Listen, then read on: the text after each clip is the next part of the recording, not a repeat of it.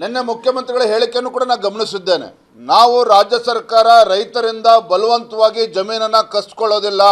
ಯಾರು ಸ್ವಇಚ್ಛೆಯಿಂದ ವಾಲಂಟಿಯರ್ ಆಗಿ ಯಾರು ರೈತರು ಮುಂದೆ ಬರ್ತಾರೆ ಅವರ ಜಮೀನುಗಳನ್ನು ಮಾತ್ರ ತೆಗೆದುಕೊಳ್ತೇವೆ ಅನ್ನೋ ಮಾತನ್ನು ಕೂಡ ಹೇಳ್ತಾ ಇದ್ದಾರೆ.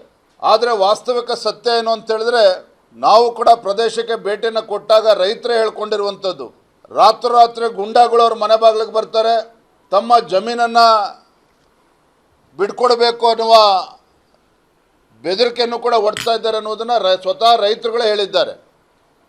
ಮತ್ತೊಂದು ಕಡೆ ಮುಖ್ಯಮಂತ್ರಿಗಳು ಕಪಟ ನಾಟಕವನ್ನು ಆಡ್ತಾ ಇದ್ದಾರೆ, ರೈತರು ಕೊಟ್ಟರೆ ಮಾತ್ರ ತೆಗೆದುಕೊಳ್ತೇವೆ ಅಂತೇಳಿ.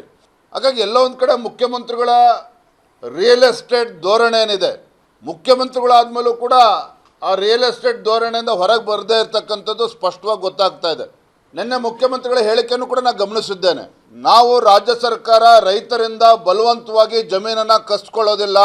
ಯಾರು ಸ್ವಇಚ್ಛೆಯಿಂದ ವಾಲಂಟಿಯರ್ ಆಗಿ ಯಾರು ರೈತರು ಮುಂದೆ ಬರ್ತಾರೆ ಅವರ ಜಮೀನುಗಳನ್ನು ಮಾತ್ರ ತೆಗೆದುಕೊಳ್ತೇವೆ ಅನ್ನೋ ಮಾತನ್ನು ಕೂಡ ಹೇಳ್ತಾ ಇದ್ದಾರೆ. ಆದರೆ ವಾಸ್ತವಿಕ ಸತ್ಯ ಏನು ಅಂತ ಹೇಳಿದ್ರೆ, ನಾವು ಕೂಡ ಪ್ರದೇಶಕ್ಕೆ ಭೇಟಿಯನ್ನು ಕೊಟ್ಟಾಗ ರೈತರೇ ಹೇಳ್ಕೊಂಡಿರುವಂಥದ್ದು, ರಾತ್ರೋರಾತ್ರಿ ಗುಂಡಾಗಳು ಅವ್ರ ಮನೆ ಬಾಗಿಲಿಗೆ ಬರ್ತಾರೆ, ತಮ್ಮ ಜಮೀನನ್ನು ಬಿಡ್ಕೊಡ್ಬೇಕು ಅನ್ನುವ ಬೆದರಿಕೆಯನ್ನು ಕೂಡ ಒಡ್ತಾ ಇದ್ದಾರೆ ಅನ್ನೋದನ್ನು ಸ್ವತಃ ರೈತರುಗಳೇ ಹೇಳಿದ್ದಾರೆ. ಮತ್ತೊಂದು ಕಡೆ ಮುಖ್ಯಮಂತ್ರಿಗಳು ಕಪಟ ನಾಟಕವನ್ನು ಆಡ್ತಾ ಇದ್ದಾರೆ, ರೈತರು ಕೊಟ್ಟರೆ ಮಾತ್ರ ತೆಗೆದುಕೊಳ್ತೇವೆ ಅಂತೇಳಿ.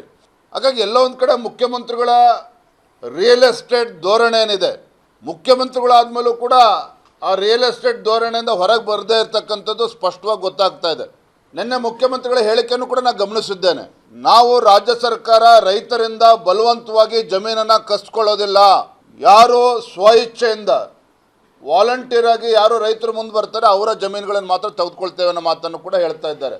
ಆದರೆ ವಾಸ್ತವಿಕ ಸತ್ಯ ಏನು ಅಂತ ಹೇಳಿದ್ರೆ, ನಾವು ಕೂಡ ಪ್ರದೇಶಕ್ಕೆ ಭೇಟಿಯನ್ನು ಕೊಟ್ಟಾಗ ರೈತರೇ ಹೇಳ್ಕೊಂಡಿರುವಂಥದ್ದು, ರಾತ್ರೋರಾತ್ರಿ ಗುಂಡಾಗಳು ಅವ್ರ ಮನೆ ಬಾಗಿಲಿಗೆ ಬರ್ತಾರೆ, ತಮ್ಮ ಜಮೀನನ್ನು ಬಿಡ್ಕೊಡ್ಬೇಕು ಅನ್ನುವ ಬೆದರಿಕೆಯನ್ನು ಕೂಡ ಒಡ್ತಾ ಇದ್ದಾರೆ ಅನ್ನೋದನ್ನು ಸ್ವತಃ ರೈತರುಗಳೇ ಹೇಳಿದ್ದಾರೆ. ಮತ್ತೊಂದು ಕಡೆ ಮುಖ್ಯಮಂತ್ರಿಗಳು ಕಪಟ ನಾಟಕವನ್ನು ಆಡ್ತಾ ಇದ್ದಾರೆ, ರೈತರು ಕೊಟ್ಟರೆ ಮಾತ್ರ ತೆಗೆದುಕೊಳ್ತೇವೆ ಅಂತೇಳಿ. ಹಾಗಾಗಿ ಎಲ್ಲೋ ಒಂದು ಕಡೆ ಮುಖ್ಯಮಂತ್ರಿಗಳ ರಿಯಲ್ ಎಸ್ಟೇಟ್ ಧೋರಣೆ ಏನಿದೆ, ಮುಖ್ಯಮಂತ್ರಿಗಳಾದಮೇಲೂ ಕೂಡ ಆ ರಿಯಲ್ ಎಸ್ಟೇಟ್ ಧೋರಣೆಯಿಂದ ಹೊರಗೆ ಬರದೇ ಇರತಕ್ಕಂಥದ್ದು ಸ್ಪಷ್ಟವಾಗಿ ಗೊತ್ತಾಗ್ತಾ ಇದೆ. ನಿನ್ನೆ ಮುಖ್ಯಮಂತ್ರಿಗಳ ಹೇಳಿಕೆಯನ್ನು ಕೂಡ ನಾನು ಗಮನಿಸಿದ್ದೇನೆ. ನಾವು ರಾಜ್ಯ ಸರ್ಕಾರ ರೈತರಿಂದ ಬಲವಂತವಾಗಿ ಜಮೀನನ್ನು ಕಸ್ಕೊಳ್ಳೋದಿಲ್ಲ. ಯಾರು ಸ್ವಇಚ್ಛೆಯಿಂದ ವಾಲಂಟಿಯರ್ ಆಗಿ ಯಾರು ರೈತರು ಮುಂದೆ ಬರ್ತಾರೆ ಅವರ ಜಮೀನುಗಳನ್ನು ಮಾತ್ರ ತೆಗೆದುಕೊಳ್ತೇವೆ ಅನ್ನೋ ಮಾತನ್ನು ಕೂಡ ಹೇಳ್ತಾ ಇದ್ದಾರೆ. ಆದರೆ ವಾಸ್ತವಿಕ ಸತ್ಯ ಏನು ಅಂತ ಹೇಳಿದ್ರೆ, ನಾವು ಕೂಡ ಪ್ರದೇಶಕ್ಕೆ ಭೇಟಿಯನ್ನು ಕೊಟ್ಟಾಗ ರೈತರೇ ಹೇಳ್ಕೊಂಡಿರುವಂಥದ್ದು, ರಾತ್ರೋರಾತ್ರಿ ಗುಂಡಾಗಳು ಅವ್ರ ಮನೆ ಬಾಗಿಲಿಗೆ ಬರ್ತಾರೆ, ತಮ್ಮ ಜಮೀನನ್ನು ಬಿಡ್ಕೊಡ್ಬೇಕು ಅನ್ನುವ ಬೆದರಿಕೆಯನ್ನು ಕೂಡ ಒಡ್ತಾ ಇದ್ದಾರೆ ಅನ್ನೋದನ್ನು ಸ್ವತಃ ರೈತರುಗಳೇ ಹೇಳಿದ್ದಾರೆ.